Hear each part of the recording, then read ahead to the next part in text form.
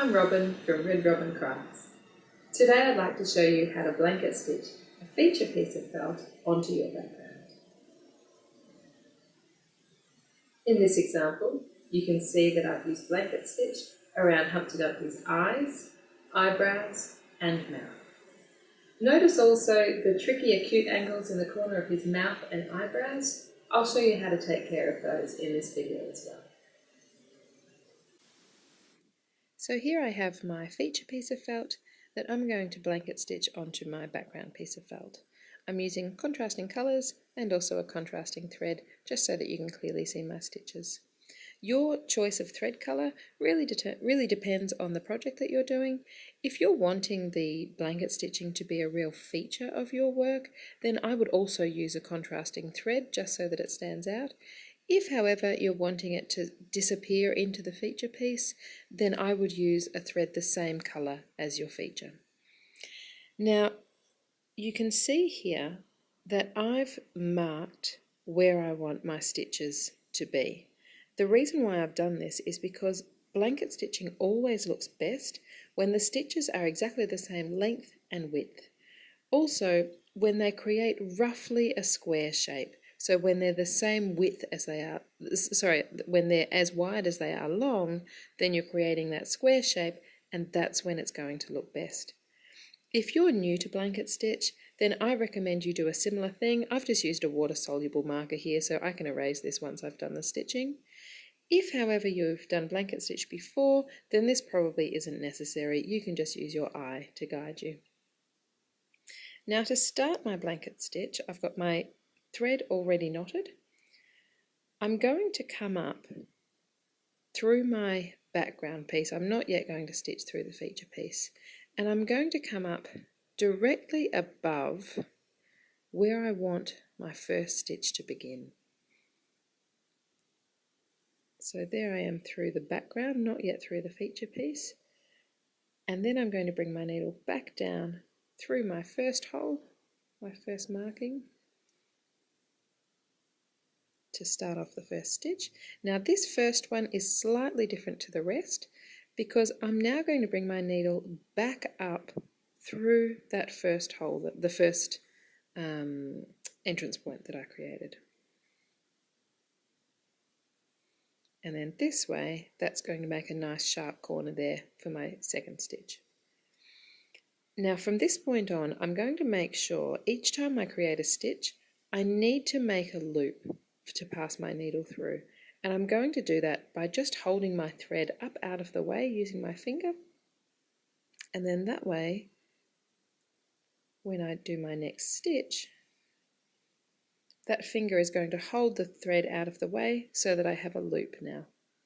So I've passed my needle back down through my feature piece. Next thing is to bring it up through the background, and I'm going to ensure that my needle comes up in the middle of that loop that I've created.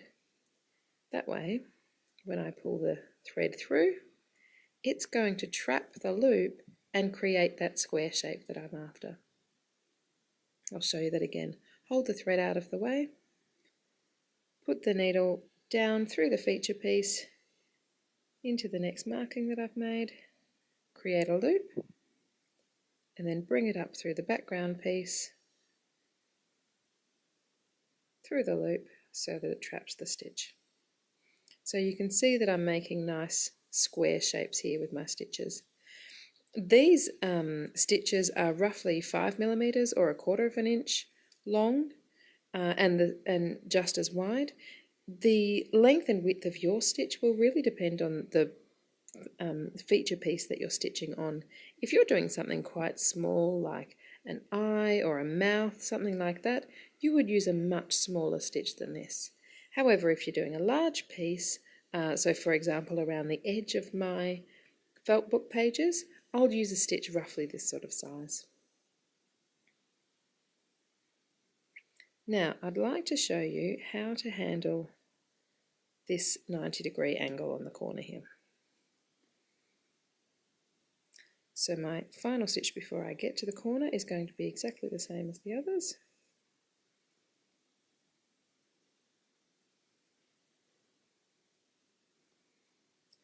Then Around the corner, rather than creating squares, I want to create a triangle. And I'm going to do that by passing my needle back through exactly the same hole that I've just made my last stitch in.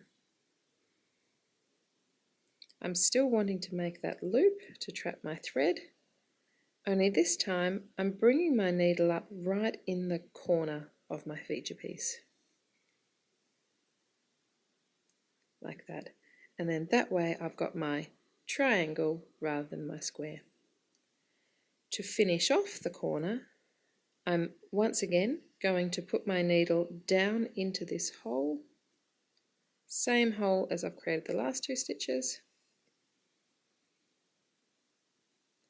and up through the background piece to create a second triangle, and there's my square in the corner. Now I can just continue creating my blanket stitches around the edge as I was before, like that. The other corner that I'd like to show you is something like this, an acute angle or a much sharper corner here. In the example you saw it on Humpty Dumpty's mouth and on the corner of his eyebrows. You'll find it in areas like that.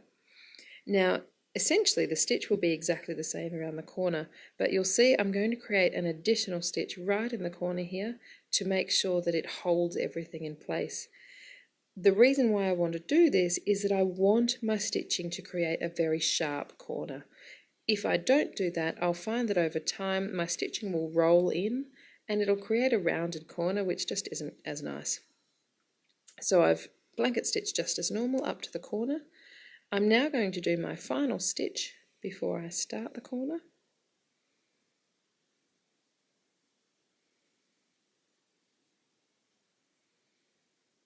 And then just like with the square, I'm going to put my stitch for the corner back into that last stitch, come up at the corner here,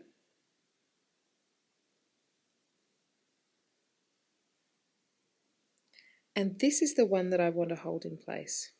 I'm going to do it by passing my needle over that loop that I've just made and back into the hole where I came out from before. What that will achieve is it's just a tiny little stitch that won't be seen later, and it's going to hold that loop in place for me just to make sure that this stitch remains nice and sharp. Then of course I need my needle to be up on top of my work, so I'm going to just bring it back up right into the corner of that triangle. And now I'm ready to continue blanket stitching as before. So because I'm still completing this corner, I'm going to go back into that hole, make my loop, bring the needle up in the loop, and you'll see that stitch is forcing that corner to remain nice and sharp, which is exactly what I want it to do. And then I can just continue blanket stitching around. Now to finish off my blanket stitching, regardless of the corner that I've had to go around, I'm going to pass my needle over this final loop. That way again it's going to trap that loop in place and make sure that it stays square. I'm going to trap it by going over the loop and back into the last hole that I created. Pull it through so that now I have my thread on the back, and then I'm just going to pass my needle underneath that last stitch that I made, make a loop, pass the needle through the loop, pull it tight, and then I would trim that off to finish this piece of work. So there you have blanket stitching a feature piece to a background piece, and I've shown you how you can take care of a simple 90-degree corner or a corner that's much sharper than that and still keep a nice, neat, sharp edge. I hope that helped.